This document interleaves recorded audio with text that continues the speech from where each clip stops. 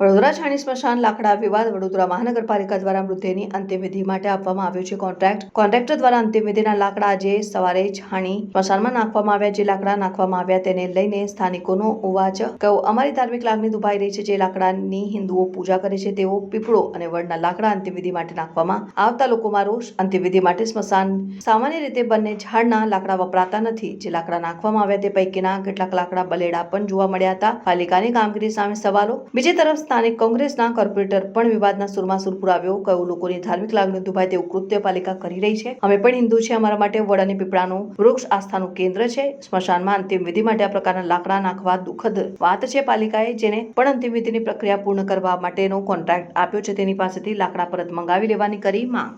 સામાન્ય રીતે હિન્દુ વિધિ હોય તો એમાં જે છે વડ અને પીપળા લાકડાનો ઉપયોગ થતો નથી હોતો.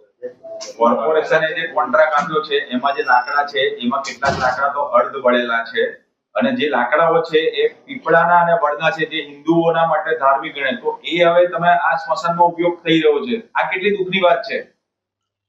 સૌપ્રથમ તો વડોદરા શહેરમાં છેલ્લા 27 વર્ષથી ભારતીય જનતા પાર્ટીનું શાસન છે.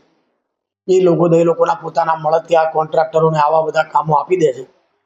જે સંસ્થાઓ સ્મશાનો ચલાવતી હતી, જે ટ્રસ્ટવાળા સ્મશાનો ચલાવતા હતા, કોર્પોરેશન પોતે સ્મશાનો ચલાવતું હતું, માત્ર સારા મેનેજમેન્ટ કરવાની જરૂર હતી.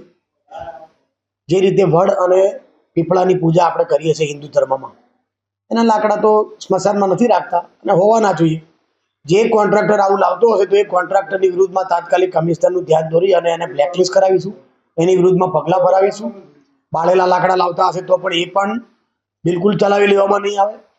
કારણ કે કહેતા બી દીવાના